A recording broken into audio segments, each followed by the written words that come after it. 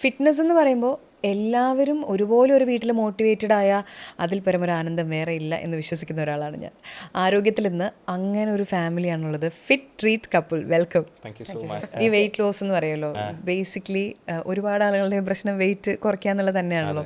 Obesity ഒരു വലിയ ശാപമായിട്ട് നമ്മുടെ സമൂഹത്തിൽ ഇന്ന് തുടർന്നുകൊണ്ടിരിക്കുകയാണ്. അപ്പം ഈ വെയിറ്റ് ലൂസ് ചെയ്യാൻ വരുന്നവർ ഏറ്റവും ആദ്യം തന്നെ പറയും എനിക്ക് ഇത്ര കിലോ കുറയണമെന്ന് പറഞ്ഞിട്ടാണല്ലോ വരിക. അപ്പൊ എത്ര കിലോ കുറയ്ക്കാൻ പറ്റും? അപ്പൊ നമ്മൾ എന്താ വെച്ചാൽ ഇപ്പൊ ഇന്റർനെറ്റ് ഒക്കെ നോക്കി കഴിയുമ്പോൾ ഒരാഴ്ച കൊണ്ട് 7 കിലോ കുറച്ചു, 2 ആഴ്ച കൊണ്ട് 14 കിലോ കുറച്ചു, ട്രൈ മൈ റുട്ടീൻ എന്നൊക്കെ പറഞ്ഞിട്ട് നമ്മളെ കാണിക്കും. അപ്പൊ ശരിക്കും അങ്ങനത്തെ ഡയറ്റ്സ് ശരിയല്ലേ? ഡയറ്റ്സ് അങ്ങനെ ഉള്ളൊരു ഡയറ്റ് എന്ന് പറയുമ്പോൾ ഇപ്പം അവർ കംപ്ലീറ്റ്, അതായത് ഇപ്പം എന്തെങ്കിലും മീൽ റീപ്ലേസ്മെന്റ് ഷേക്സ് അങ്ങനെ എടുക്കുന്ന ആൾക്കാരുണ്ടാവും, അല്ലെങ്കിൽ എന്തെങ്കിലും പറഞ്ഞ പോലെ കൈൻഡ് ഓഫ് വാട്ടർ ഇൻടേക്ക് മാത്രം എടുക്കുന്ന ടൈപ്പ് ഓഫ് ഉണ്ടായിരിക്കും. ഇങ്ങനെ ചെയ്യുമ്പോൾ വെയിറ്റ് കുറയുമായിരിക്കാം, ചാൻസ് ഉണ്ട്. ചില ആൾക്കാർക്ക് ഉണ്ട് ഒട്ടും ഫുഡ് കഴിച്ചിട്ടില്ലെങ്കിൽ എന്തായാലും നമ്മുടെ ബോഡിക്ക് എന്തായാലും എന്ത് വേണം, കലോറീസ് വേണം. ഇത് ഇൻടേക്ക് ഇല്ലെങ്കിൽ അവിടെ കുറയും വാട്ടർ. അതായത് വെയിറ്റ് ലോസ് എന്ന് പറഞ്ഞു കഴിഞ്ഞാൽ കലോറി ഡെഫിസിറ്റ് ആണ്.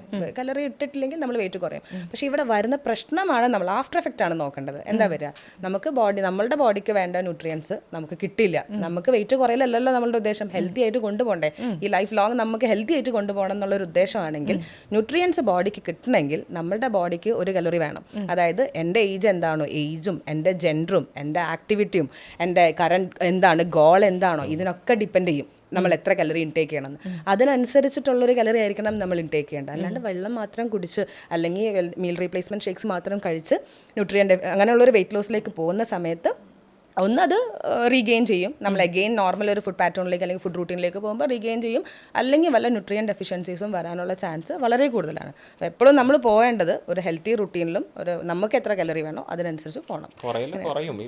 കുറയാണ്ടിരിക്കൊന്നുമില്ല. ചില ആൾക്കാർ പറയും അടുത്ത മാസം എനിക്ക് കല്യാണം ഉണ്ട്, എനിക്ക് ഇത്ര എന്തായാലും നിർബന്ധമായിട്ട്, പക്ഷെ ഓൾറെഡി അവരോട് ഞങ്ങൾ പറഞ്ഞ് മനസ്സിലാക്കും. അങ്ങനെ കുറക്കുന്നതിനെ കൊണ്ട് കുഴപ്പമൊന്നുമില്ല. ഇപ്പോൾ ഈ പട്ടിണി കിടന്നിട്ടും എക്സസ് വർക്കൗട്ട് ചെയ്തിട്ടും ഒരുപാട് ആൾക്കാർ റിസൾട്ട്. പക്ഷേ ഞങ്ങളെപ്പോഴും ഞങ്ങൾ ആഗ്രഹിക്കുന്നത്, അല്ലെങ്കിൽ ഞങ്ങളെ ഒരു എഞ്ചിനീയറിംഗ് ഫീൽഡിൽ നിന്ന് ഇതിൽ സ്റ്റിക്ക് ചെയ്യാൻ റീസൺ, ഇപ്പം ജനറൽ പബ്ലിക്കിനാണെങ്കിലും ഫിറ്റ്രീറ്റിൽ ജോയിൻ ചെയ്യുന്ന ആൾക്കാർക്കാണെന്നുണ്ടെങ്കിലും ഒരു നല്ലൊരു ലൈഫ് സ്റ്റൈൽ കൊടുക്കുക എന്നുള്ളതാണ്. ഇപ്പം ഞങ്ങൾ പേഴ്സണൽ കോച്ചസ് ആയിരുന്നു ഫസ്റ്റ്. ഒരാൾക്കൊരു റിസൾട്ട് കിട്ടിക്കഴിഞ്ഞാൽ അവർക്ക് ഞങ്ങളോട് തോന്നുന്നൊരു ഇഷ്ടം ഉണ്ടാവും, ആ ഒരു റെസ്പെക്റ്റ് ഉണ്ട്. That's makes to stick, like ഇതിലേക്ക് ഞങ്ങളെ സ്റ്റിക്ക് ചെയ്യാൻ ത്രൂ ഔട്ട് ഡ്രൈവ് ചെയ്യാൻ ഞങ്ങൾ അവരുടെ പോസിറ്റീവ് ഫീഡ്ബാക്സ് കാണുമ്പോൾ നമുക്ക് അത് കൊള്ളാം. അതായത് ഒരാൾക്ക് നമ്മൾ കൊടുക്കുന്ന, അല്ലെങ്കിൽ നമ്മളുടെ ഒരു സർവീസ് ഡിപ്പാർട്ട്മെൻ്റ് ആണ്, അപ്പോൾ അവർ ഹാപ്പി ആകുമ്പോൾ നമുക്ക് ബാക്കിയുള്ളവർക്കും അതേ ഒരു സർവീസ് കൊടുക്കാം എന്ന് തോന്നും. നല്ലൊരു ഡ്രൈവാണ് അത്. ഇനി ഇതിൽ ഒരുപാട് ചോദ്യങ്ങൾ എനിക്ക് ചോദിക്കാനുള്ളതിൽ നമ്മളിപ്പം ഇതിനെ ശരിക്കും ഒന്ന് തിരിക്കുവാണെങ്കിൽ ഫുഡും വർക്കൗട്ടും ഇതാണല്ലോ ശരിക്കും ഒരു മനുഷ്യന് ഏറ്റവും പ്രോപ്പറായിട്ട് അയാളുടെ ബോഡി മെയിൻറ്റെയിൻ ചെയ്യാൻ വേണ്ടി വേണ്ടത്. ഇപ്പോൾ ഞാൻ തമന്നയുടെ ഒരു വീഡിയോ കണ്ടിട്ടുണ്ട്, 70% food 30% workout. I think Sunil ഷെട്ടിയോ ജോൺ അബ്രഹാമോ ഒക്കെ അതിലും കുറഞ്ഞൊരു പെർസെൻറ്റേജ് പറഞ്ഞിട്ടുണ്ട്. I think 20 or 10. അവർ പറഞ്ഞു ബാക്കി ഈസ് ഫുഡ്, ഇത്രയേ ഉള്ളൂ വർക്കൗട്ട് എന്നുള്ളത്. ഈ പറയുന്നതിൻ്റെ ഇതെന്താണ് ശരിക്കും? രണ്ടും പാരലൽ ആയിട്ട് കൊണ്ടുപോകണം. ഇപ്പോൾ ചില ഒരു പോയിന്റ് എത്തിക്കുന്ന ചില ആൾക്കാരുണ്ട്, ഡയറ്റ് മാത്രം ട്രാവൽ ചെയ്യാൻ എനിക്ക് സമയം കിട്ടിയില്ല വർക്കൗട്ട് ചെയ്യാനുള്ള കാര്യങ്ങൾ. ഓക്കെ, ചില ആൾക്കാർ വർക്കൗട്ട് മാത്രം ചെയ്യും, അന്ന് ഡയറ്റ് പ്രോപ്പർ അല്ല, എനിക്കുള്ള സാധനങ്ങളൊക്കെ കഴിക്കണം എന്ന് പറയുന്ന ആൾക്കാർ. ഒരു ബ്യൂട്ടിഫുൾ റിസൾട്ട്സ് ആണ് നമ്മൾ ആഗ്രഹിക്കുന്നത് എന്നുണ്ടെങ്കിൽ we just want to follow the same. അത് പാരലായിട്ട് നമ്മൾ കൊണ്ടുപോകണം, ഡയറ്റും വർക്കൗട്ട്, എന്നാലാണ് ബ്യൂട്ടിഫുൾ റിസൾട്ട്സ് ഉണ്ടാവുള്ളൂ. ഇപ്പം ഞങ്ങൾ മീറ്റിംഗ് എടുക്കുന്ന സമയത്ത് ഒരു എക്സാമ്പിൾ പറഞ്ഞു കൊടുക്കും. ഒരു വണ്ടി ഓടണം എന്നുണ്ടെങ്കിൽ പെട്രോളോ ഡീസലോ മാത്രം അടിച്ചതിനെ കൊണ്ട് കാര്യമുണ്ടോ? ഇല്ല. അതിന് എഞ്ചിൻ ഓയിൽ വേണം, വീൽ ഡാമേജ് ചെക്ക് ചെയ്യണം, എയർ പ്രഷർ ചെക്ക് ചെയ്യണം, വണ്ടി ഓഫ് ആക്കണം, സർവീസ് ചെയ്യണം. എന്നാലാണ് വണ്ടിക്ക് ലൈഫ് ഉണ്ടാവുള്ളൂ. പെട്രോൾ മാത്രം അടിച്ചു കഴിഞ്ഞാൽ ഒരു പോയിന്റ് വരെ ഇങ്ങനെ ഓടും, ഒരു പോയിന്റ് എത്തിക്കഴിഞ്ഞാൽ സ്റ്റക്ക് ആവും. സെയിം ലൈക്ക് നമ്മുടെ human body, your water, your sleep, your carbs, your protein, your vitamins, everything wants to be in a sufficient ratio. ഇല്ലെങ്കിൽ എന്താ പ്രശ്നം എന്ന് വെച്ചാൽ മുഖമൊക്കെ ഒട്ടി ഡാർക്ക് സർക്കിൾസിലൊക്കെ വന്ന് ഒരു രോഗം പിടിച്ച പോലത്തെ ട്രാൻസ്ഫോർമേഷൻസ് ആവും. അപ്പം നമുക്ക് അത് even if it is male or female, എല്ലാവർക്കും വേണ്ടത് എനിക്ക് എൻ്റെ ഭംഗി വേണം. യു ഓൾസോ, നമുക്ക് നമ്മുടെ ഭംഗി വേണം, എന്നാ വണ്ണും കുറയണം. ആ ഭംഗി കുറയാതെ നമുക്ക് ട്രാവൽ ചെയ്യണമെന്നുണ്ടെങ്കിൽ ഭക്ഷണം കഴിച്ച് എക്സസൈസ് ചെയ്ത് മാത്രം റിസൾട്ട് ഉണ്ടാക്കാൻ പാടുള്ളൂ. എല്ലാവർക്കും വേണ്ട എന്താണ്? ഷോർട്ട് കട്ട് മെത്തേഡാണ്. ഇന്ന് ചെയ്താൽ നാളെ റിസൾട്ട്, ഇന്ന് ചെയ്താൽ ഈ ആഴ്ച റിസൾട്ട്. ആഗ്രഹിക്കാലോ, തെറ്റില്ലല്ലോ. അപ്പൊ നമ്മുടെ മൈൻഡ് കൺട്രോൾ ചെയ്താൽ ഭക്ഷണം കഴിക്കരുത് എന്നല്ല, കഴിക്കണം, ഒറ്റ ലൈഫേ ഉള്ളൂ, റൈറ്റ്? അത് കഴിക്കണം, പക്ഷെ അത് നമ്മുടെ കൺട്രോളിൽ സാധനം നിൽക്കുകയാണെന്നുണ്ടെങ്കിൽ ഒരു കുഴപ്പമില്ല. നമുക്ക് ഒരു ഇന്റർവ്യൂല് പുള്ളി പറഞ്ഞ പോലെ എല്ലാം കഴിക്കും, ഇഷ്ടമുള്ളത്ര തിന്നരുതെന്നാണ്, പക്ഷെ ഇഷ്ടമുള്ള അത്ര ഞാൻ കഴിക്കത്തില്ല. അത് അപ്പം നമ്മളൊരു പ്രോപ്പർ ആയിട്ടുള്ളൊരു ജേർണി ഒരു മനുഷ്യൻ്റെ എടുക്കുമെന്ന് വിചാരിക്കാം. ഏത് പ്രായത്തിൽ ഒരാൾ വർക്കൗട്ട് ചെയ്ത് തുടങ്ങണം? വർക്കൗട്ട് എന്നുള്ളതല്ല, നമ്മൾ ഫിസിക്കലി ആക്റ്റീവ് ആകുക എന്നുള്ളതാണ്. സെഡൻറ്ററി ആയിട്ട് ഇരിക്കരുത്. വർക്കൗട്ട് എന്നുള്ളൊരു സംഭവത്തിനേക്കാളും നമ്മൾ എപ്പോഴും നോക്കേണ്ടത്, നമ്മൾ ചെറിയ കുട്ടികളാണെങ്കിൽ തന്നെ ഇപ്പോഴത്തെ നമുക്കറിയാലോ എല്ലാവരും ഫേസ് ചെയ്യുന്ന പ്രശ്നം എന്താ, സ്ക്രീൻ ടൈം. പിള്ളേരെ സ്ക്രീൻ ടൈം നമുക്ക് കുറയ്ക്കാൻ വേണ്ടി എല്ലാ പാരൻസും സ്ട്രഗിൾ ചെയ്യുന്ന ഒരു കാര്യം. എത്ര നമ്മൾ ഒഴിവാക്കാൻ നോക്കിക്കഴിഞ്ഞാൽ പല ആൾക്കാർക്കും ബുദ്ധിമുട്ടുള്ളൊരു കാര്യമാണ്. എനിക്ക് തോന്നുന്നു ഒരു 90-95% പാരൻസും ഫേസ് ചെയ്യുന്ന ഒരു പ്രശ്നമാണ്. അപ്പം ഇതൊന്നൊന്ന് മാറ്റി നമ്മൾ അറ്റ്ലീസ്റ്റ് എന്തെങ്കിലും ഒരു ഔട്ട്ഡോർ ഗെയിംസിലേക്ക് കൊണ്ടുപോയി തുടങ്ങുക. അതിൽ നമ്മൾ സ്റ്റാർട്ട് ചെയ്യണം. അല്ലാതെ ഇപ്പം നമുക്ക് സ്കൂള് വിട്ട് വന്ന് കഴിഞ്ഞതിന് ശേഷം നേരെ ഒന്നില്ലെങ്കിൽ TV അല്ലെങ്കിൽ മൊബൈൽസ് അല്ലെങ്കിൽ എന്തെങ്കിലും ഗാഡ്ജറ്റ്സിലേക്ക് പോകുന്നതിന് പകരം നമുക്ക് എന്തെങ്കിലും ഒരു ഔട്ട്ഡോർ ആക്ടിവിറ്റി, അല്ലെങ്കിൽ ഔട്ട്ഡോർ പറ്റിയിട്ടില്ലെങ്കിൽ വീട്ടിലാണെങ്കിലും നമുക്ക് എന്തെങ്കിലും അവരെ കൊണ്ട് ചെയ്യിപ്പിക്കാൻ പറ്റുകയാണെങ്കിൽ അതാണ് റൈറ്റ് ഏജും. എന്താണ് ഒരു വർക്കൗട്ട് അല്ലെങ്കിൽ അവരുടെ ഫസ്റ്റ് ഫിസിക്കൽ ആക്ടിവിറ്റിയിലേക്ക് പോവേണ്ട ഒരു സംഭവം. അല്ലാതെ ഒരു കുട്ടികളെ ഇപ്പോൾ ഫിറ്റ്രീറ്റിൽ ജോയിൻ ചെയ്യാൻ ഞങ്ങൾക്ക് ഒരു ഐ തിങ്ക് 7 to 8 അല്ലേ, ഒരു 7 പിന്നെ ഈ അവരുടെ ലൈഫ് സ്റ്റൈൽ കാരണം വരുന്ന ഒബിസിറ്റി ഉണ്ട്. കിഡ്സിൽ തന്നെ ഒബിസിറ്റി വരുന്നുണ്ട്. അങ്ങനെയുള്ള കുട്ടികൾക്ക് വേണമെങ്കിൽ നമുക്ക് കുറച്ചും കൂടി എന്തെങ്കിലും ആക്റ്റീവ് ആക്കാൻ, അതും അവർക്ക് ഇഷ്ടമുള്ള രീതിയിൽ നമ്മൾ എൻഗേജ് ചെയ്യിപ്പിക്കണം. അല്ലാതെ ഇത്രയും 30 minutes വർക്കൗട്ട് ചെയ്യണം അല്ലെങ്കിൽ 45 minutes വർക്കൗട്ട് ചെയ്യണം എന്ന് പറഞ്ഞാൽ അവരെ ഫോഴ്സ്ഫുള്ളി ചെയ്യിപ്പിക്കുമ്പോൾ ഇത് ലാസ്റ്റ് ചെയ്യില്ല, അവർക്കിത് മടുക്കും, ഇതിനോട് വെറുപ്പ് വരും. അപ്പോൾ അതിന് പകരം നമ്മൾ തന്നെ ഇറങ്ങി ഒന്നില്ലെങ്കിൽ സൈക്ലിങ്ങിലേക്ക് പോവുക, അല്ലെങ്കിൽ അവർക്ക് ഇഷ്ടപ്പെട്ട എന്തെങ്കിലും കുഞ്ഞു കുഞ്ഞു ഗെയിംസ് ആണെങ്കിലും, ഇപ്പോൾ കോൺസ് ഒക്കെ വെച്ചിട്ട് ചില പാരൻസ് ഒക്കെ ചെയ്യിപ്പിക്കാറുണ്ട്. അങ്ങനെ എന്തെങ്കിലും ഗെയിംസ് വെച്ചിട്ട് നമുക്ക് സ്റ്റാർട്ട് ചെയ്യാം. അല്ലാതെ ഫിക്സഡ് ഏജ് പ്രായമുള്ള ആൾക്കാരും ചോദിക്കാറുണ്ട് കേട്ടോ ഈ ചോദ്യം. ഞാൻ ഇപ്പോൾ ഒരു 10-60 വയസ്സൊക്കെ കഴിഞ്ഞില്ലേ, എനിക്ക് ചെയ്യാൻ പറ്റുമെന്നുള്ള. ഇപ്പോൾ ഫിറ്റ്രീറ്റിൻ്റെ കാര്യം പറഞ്ഞാൽ നമുക്ക് 70-75 വയസ്സുള്ള ആൾക്കാർ വരെ ജോയിൻ്റ് ആവാറുണ്ട്. പക്ഷെ ഇപ്പം ഞാൻ ചെയ്യുന്നത് അവർക്ക് കൊടുത്തിട്ട് കാര്യമില്ല. അപ്പോൾ അവർക്ക് ചെയ്യേണ്ടതെന്ന് വെച്ചാൽ മേ ബി ഒരു 20 minutes അല്ലെങ്കിൽ 15 minute വാക്കിംഗ് ആയിരിക്കും. 15 minute തന്നെ 5 minute കഴിഞ്ഞ് ഒരു 3 minute റെസ്റ്റ് കൊടുക്കേണ്ടി വരും. അപ്പം അവരുടെ പ്രസന്റ് സ്റ്റേജ് എന്താണോ അതിന് നമ്മളൊന്നും ഒരു ആവേശത്തിൽ കൊണ്ടുപോയി ചെയ്യാൻ പാടില്ല. ചില ആൾക്കാരുണ്ട്, ഞാൻ നാളെ ഡയറ്റ്, ഇനിയിപ്പം January 1st റെസൊല്യൂഷൻ, ഭയങ്കര ആവേശമായിരിക്കും. അത് ലോങ് ലാസ്റ്റ്. ഒരാഴ്ച ജിമ്മിൽ ഭയങ്കര റഷ് ആയിരിക്കും, ഭയങ്കര മാർക്കറ്റിംഗ് ആയിരിക്കും, ഈവൻ എവറിവെയർ റൈറ്റ്. അത് ഒരാഴ്ച 2 ആഴ്ച കഴിഞ്ഞാൽ ഗ്രാജുവലി നമ്മുടെ ഒരു തീ പോലെ പൊന്തും, അതുപോലെ താകും. അതിന് കാര്യമില്ല. നമ്മളത് ജിമ്മിൽ പോയി നോക്കി ആരും ഉണ്ടാവില്ല. ഡിസംബർ ലാസ്റ്റ് വീക്കിലൊന്നും ആരും ഉണ്ടാവില്ല. ഒരു 1-ാം തീയതി 2-ാം തീയതി കഴിഞ്ഞാൽ പിന്നെ പൂര തിരക്കായിരിക്കും. അത് എൻഡ് ഓഫ് ദി ജനുവരി അത് സ്റ്റോപ്പ് ആവുകയും ചെയ്യും. അങ്ങനെ ചെയ്യരുത്. ഇപ്പം നമുക്കിപ്പം ഒരു സിഗരറ്റ് വലിക്കുന്ന ഒരാളോട് നാളെ മുതൽ സിഗരറ്റ് വലി സ്റ്റോപ്പ് ചെയ്യണമെന്ന് പറഞ്ഞാൽ അത് പ്രാക്ടിക്കലാണോ? വീട്ടിൽ പ്രാക്ടിക്കലായിരിക്കും, പിന്നെ പുറത്തു പോയിട്ട് അവർ വലിക്കും അല്ലേ.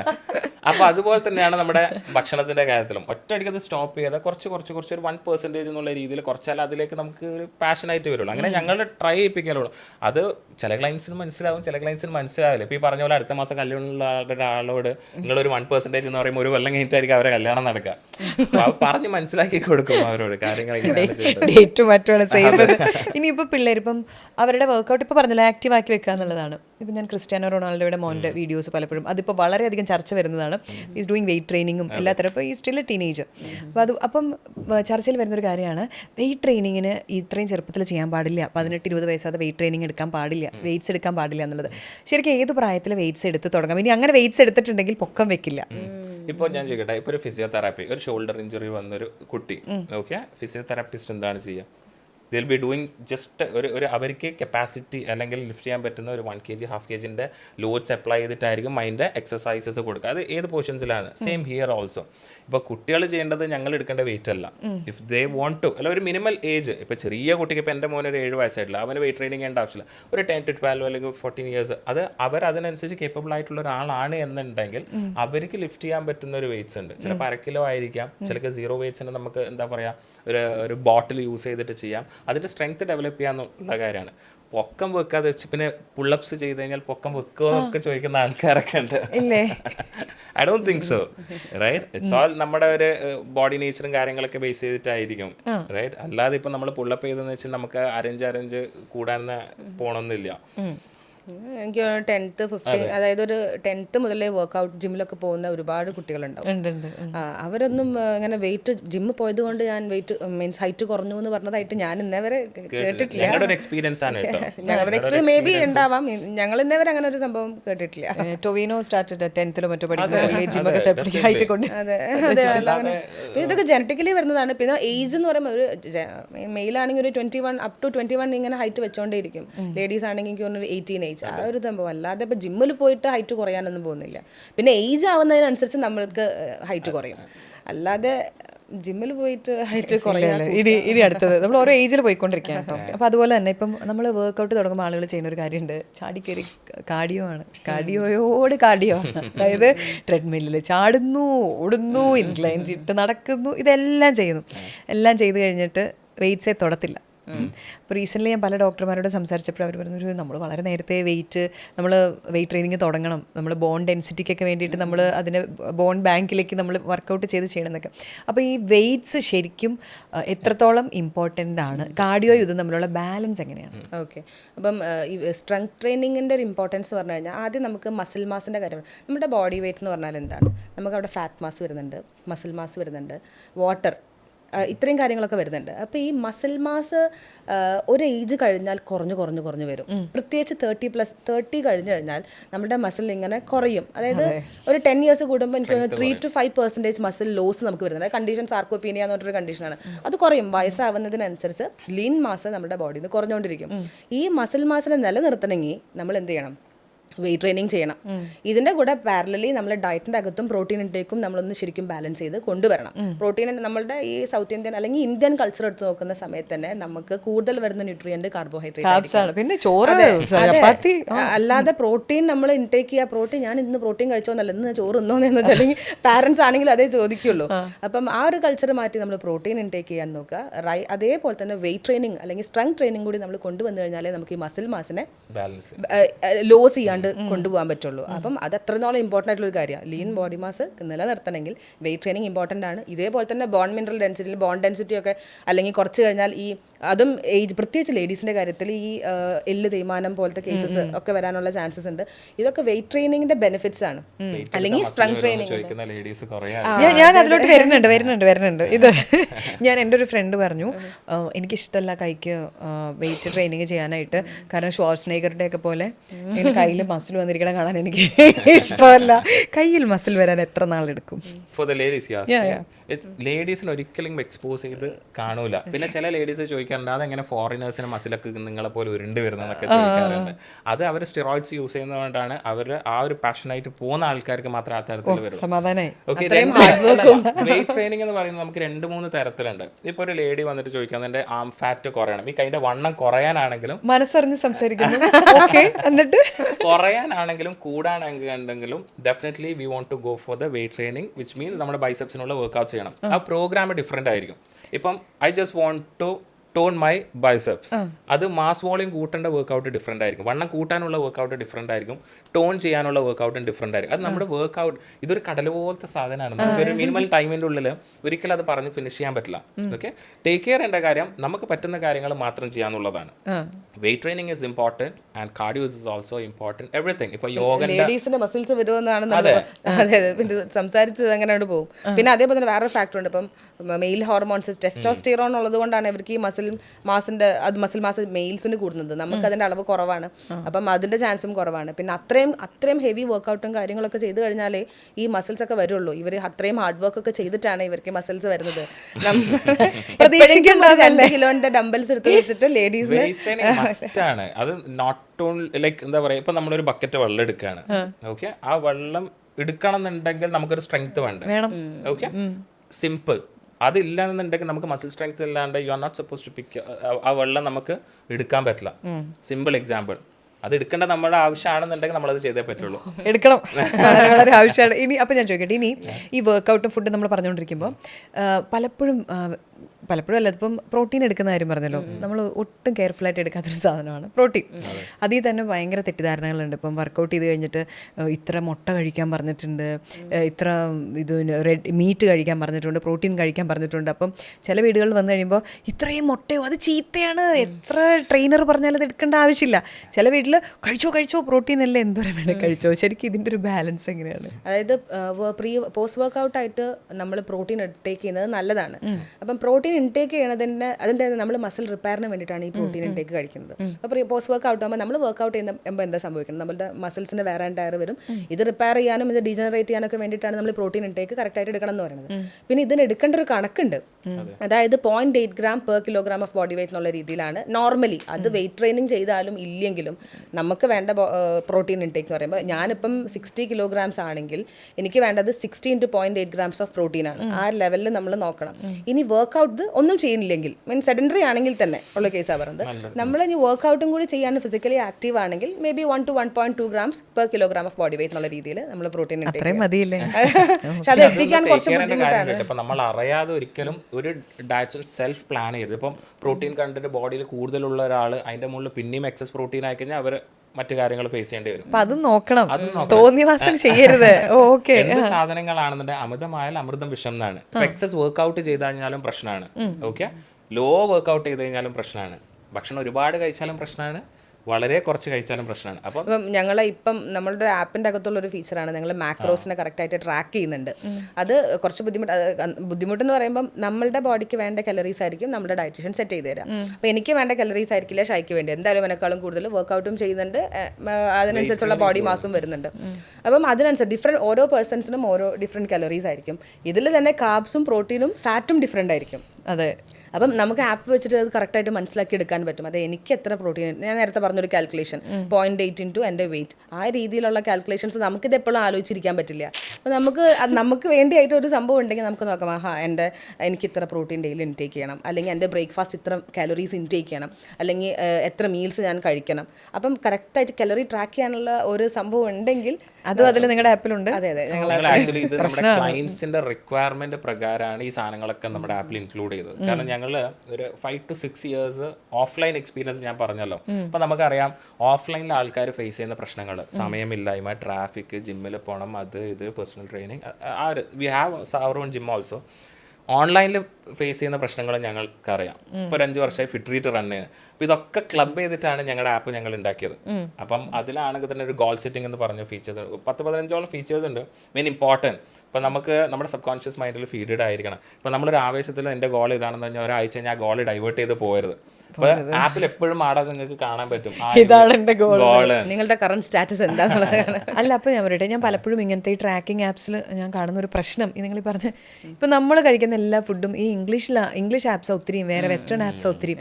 അപ്പോൾ ഞാൻ കാലറി നോക്കാം, ഞാനത് ഇതാ ചെയ്യുമ്പോൾ ഉപ്പുമാവാണ് കഴിക്കുന്നത്, അല്ലെങ്കിൽ നമ്മുടെ വീട്ടിലെ നാടൻ ഫുഡുകളാണ് ഒത്തിരിയും വരുന്നത്. ഇതിൻ്റെ കാലറി എങ്ങനെ കാൽക്കുലേറ്റ് ചെയ്യണം? അരി വറുത്ത് പൊടിച്ച് ശർക്കര ഇട്ട് ഞാൻ കഴിച്ചുകൊണ്ടിരിക്കുമ്പോൾ ഞാൻ അതിൻ്റെ കാലറി എങ്ങനെ കാൽക്കുലേറ്റ് ചെയ്യണം? ഫുഡ് ഒരു പ്രശ്നമാണ്. അപ്പോൾ നിങ്ങളുടെ ആപ്പിൽ അത് നിങ്ങൾ എന്താ ചെയ്യുന്നത്? നമ്മൾ മലയാളീസ് ആയതുകൊണ്ട് തന്നെ നമ്മൾ കഴിക്കുന്ന എല്ലാ തരത്തിലുള്ള ഡിഷസും അതിനകത്ത് ആഡ് ചെയ്തിട്ടുണ്ട്.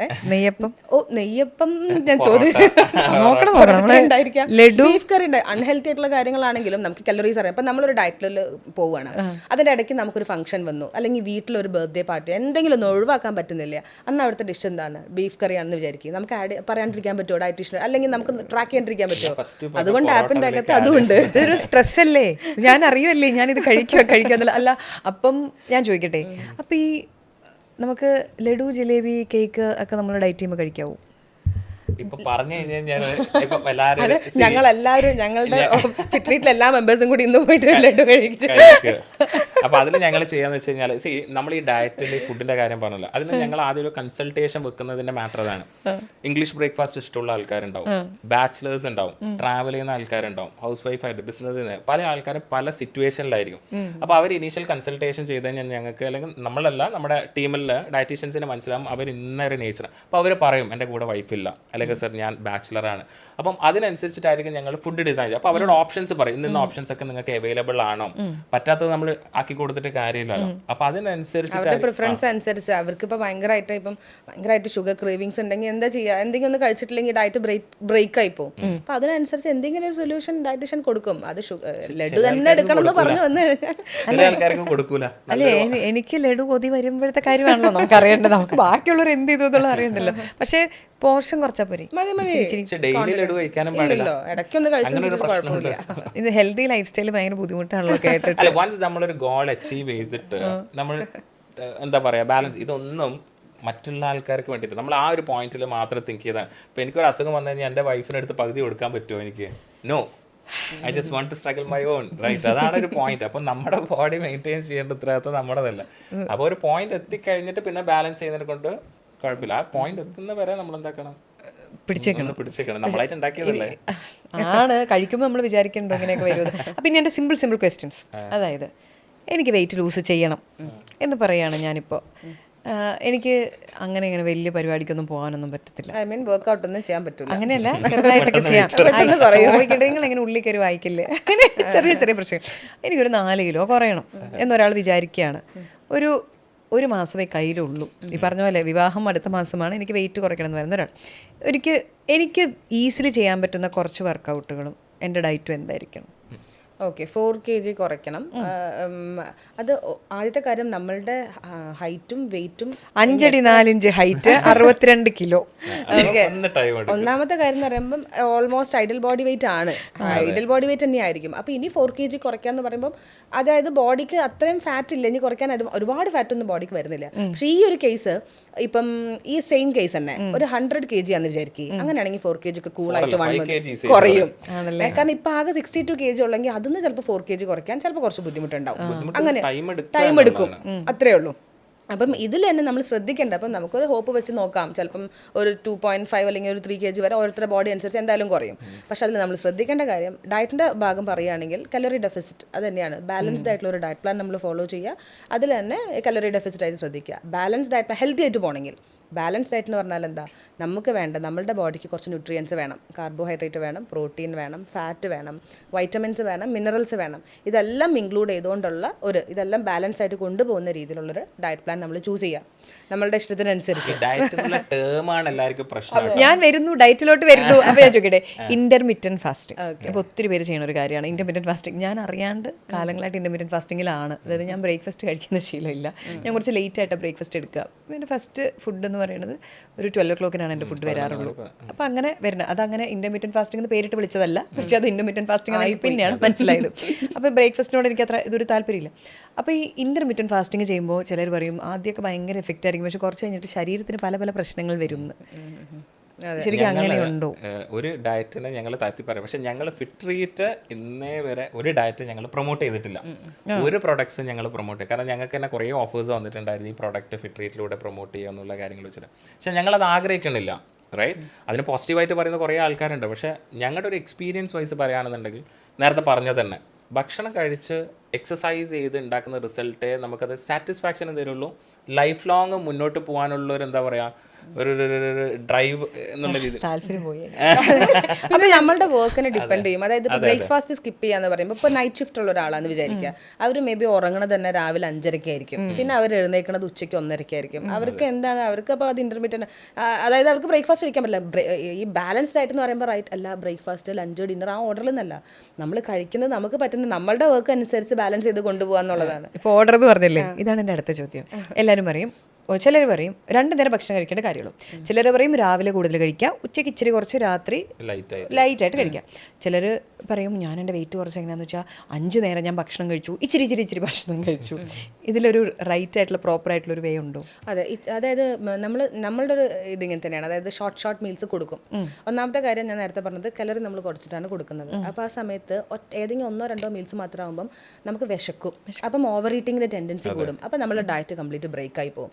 അതിന് പകരം നമ്മൾ ഷോർട്ട് മീൽസ് ആക്കുകയാണെങ്കിൽ ഇടയ്ക്കിടയ്ക്ക് ഓരോന്നും കഴിക്കുന്ന സമയത്ത്, അതായത് ഷോർട്ട് മീൽസ് എന്ന് പറയുമ്പോൾ മെയിൻ മീൽസ് 3 നമ്മുടെ ബ്രേക്ക്ഫാസ്റ്റ് സാധാരണ കേസിലാണ് പറയുന്നത്, ബ്രേക്ക്ഫാസ്റ്റ് ലഞ്ച് ഡിന്നർ അത് കുറച്ചും കലോറീസ് കൂടുതലായിരിക്കും. ബാക്കി 2 ഷോർട്ട് മീൽസും കൂടെ ഇടയ്ക്ക് കൊടുക്കും. അതായത് ഒരു 11 o'clock എന്നുള്ളൊരു സമയം, അല്ലെങ്കിൽ ഒരു ഈവനിങ് ഒരു 4 to 6 ആ ഒരു സമയത്ത് ഒരു 4 to 5 ഇടയ്ക്ക് ഒരു മിഡ് മീലും കൂടി കൊടുക്കും.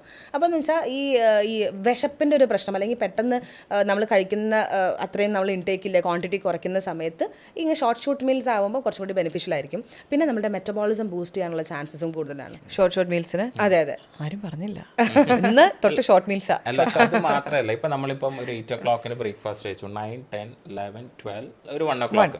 ഓക്കെ, അത് നമ്മൾ ഫിസിക്കലി കുറേ പണിയെടുക്കണം എന്നില്ല. ഈവൻ ഇഫ് യു ആർ, നമ്മൾ ഈ സംസാരമാണെങ്കിൽ തന്നെ നമ്മളൊരു എന്താ പറയുക, we are doing some work right. OTT-ല് ഷോ കണ്ടോണ്ടിരുന്നാലും തളരുമോ?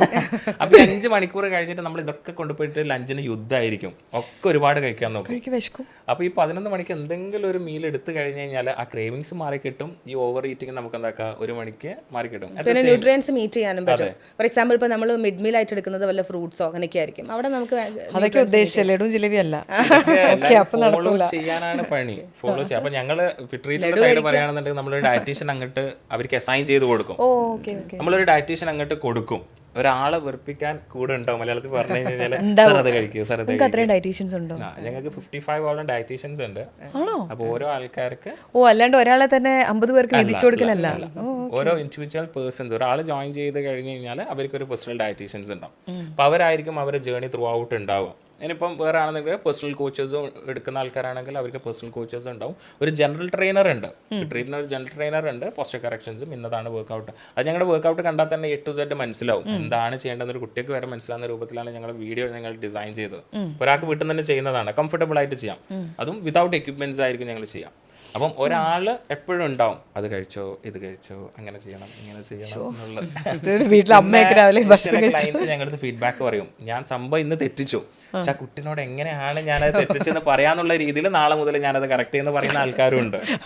അപ്പം അവർ ഉണ്ടാവും, അവരോട് എങ്ങനെയാണ് മോശം, എനിക്ക് വേണ്ടിയിട്ടല്ലേ ഒരു സമയം ആ കുട്ടി മാറ്റി വെക്കുന്നുള്ള ആ ഒരു സഹതാപത്തിന്റെ സ്വന്തം ശരീരം നോക്കുന്നവര്. ഇനി എൻ്റെ അടുത്ത ചോദ്യം, ഇപ്പം വളരെ കോമൺ ആയിട്ട് കേൾക്കുന്ന ഒരു കാര്യമാണ്, എൻ്റെ അമ്മയ്ക്ക് തടി ഉണ്ടായിരുന്നു, അതുകൊണ്ടാണ് എനിക്ക് തടി. എൻ്റെ അപ്പൻ്റെ പാരമ്പര്യമാണ് എനിക്ക് കിട്ടിയത്, അതുകൊണ്ടാണ് എനിക്ക് തടി. വെള്ളം കുടിച്ചാലും എനിക്ക് തടി വെക്കാം. പക്ഷെ പറഞ്ഞിട്ട് കാര്യമില്ല, എൻ്റെ പാരമ്പര്യത്തിൽ എല്ലാവർക്കും തടിയുണ്ട്. ഇതിനെ കുറിച്ച് എന്താണ് പറയാനുള്ളത്? നമ്മുടെ മൈൻഡ് സെറ്റിന്റെ പ്രശ്നമാണ് അല്ലേ?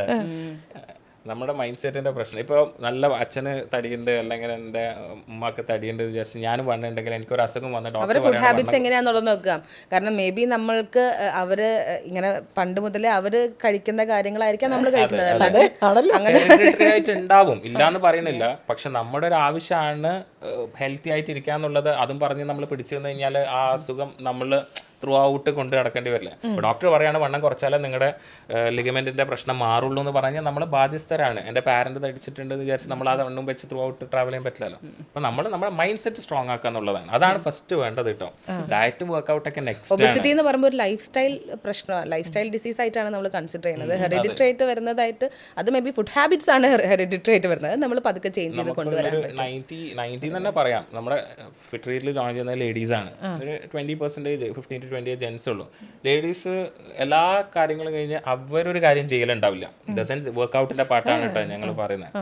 അപ്പം എപ്പോഴും പറയാം സമയമില്ലായ്മ എന്നുള്ളൊരു കാര്യമാണ് പറയാം. യൂണിവേഴ്സ് സമയമില്ല. അപ്പം എനിക്കും നിങ്ങൾക്കൊക്കെ യൂണിവേഴ്സ് തന്നത് 24 മണിക്കൂറാണ്. പ്രയോറിറ്റിനെ ബേസ് ചെയ്തിരിക്കും ടൈം. അതിന് വീട്ടില് എല്ലാ വീടും ഒരുപോലെ അല്ലല്ലോ. ചില വീട്ടില് രണ്ടുപേരും കൂടെ ഒരുമിച്ച് എല്ലാം ചെയ്യുന്നു, എല്ലാവർക്കും സമയം വരും. ചില വീട്ടില് ഉമ്മമാര് രാവിലെ തൊട്ട് ഫുഡ് ഉണ്ടാക്കി തുടങ്ങിയ രാത്രി, ഞാൻ കണ്ടിട്ടുണ്ട് അങ്ങനത്തെ സ്ഥലങ്ങൾ, രാത്രി വരെ ഭക്ഷണം ഉണ്ടാക്കലാണ്. ഇന്നത്തെ സൊസൈറ്റി കുറെ ചേഞ്ച് ആയിട്ടുണ്ട്. പ്രത്യേകിച്ച് ഓൺലൈൻ ഫിറ്റ്നസ് ഈ ഒരു ബൂമിന്റെ റീസൺ തന്നെ, അല്ലെങ്കിൽ അതിന്റെ ഒരു ബെനിഫിറ്റ് എന്ന് പറയാൻ തന്നെ നമുക്ക് ഒരുപാട് ലേഡീസിന് അതായത് ആക്സസിബിലിറ്റി ഇല്ലാത്ത കുറേ ആൾക്കാർക്ക് വർക്കൗട്ട് ചെയ്യാൻ ഭയങ്കര കംഫർട്ടബിൾ ആയിട്ട് ചെയ്യാം. വർക്കൗട്ടിന് മാത്രമല്ല, വർക്കൗട്ട് ആണെങ്കിലും ഡയറ്റ് ആണെങ്കിലും അവർക്ക് വീട്ടിൽ നിന്ന് ചെയ്യാൻ പറ്റുന്ന രീതിയിൽ എത്തിയിട്ടുണ്ട്. മേ ബി ക്ലയൻസിൻ്റെ അടുത്ത് നോക്കുകയാണെങ്കിൽ തന്നെ ഓൺലൈൻ ചെയ്യുന്ന ക്ലയൻസ് എന്ന് പറയുമ്പോൾ ലേഡീസ് ആയിരിക്കും കൂടുതലുണ്ടാവും. ഒരു 80 to 90% ലേഡീസ് ഉള്ളത്. അവർക്ക് ജിമ്മിൽ പോകാൻ പറ്റുന്നില്ല. മേ ബി കുട്ടികൾ ചെറിയ കുട്ടികളായിരിക്കാം, അല്ലെങ്കിൽ പോസ്റ്റ് പാർട്ടം ആണെന്ന് വിചാരിക്കുക. അവർക്ക് എങ്ങനെ പോകാൻ പറ്റും ജിമ്മിൽ?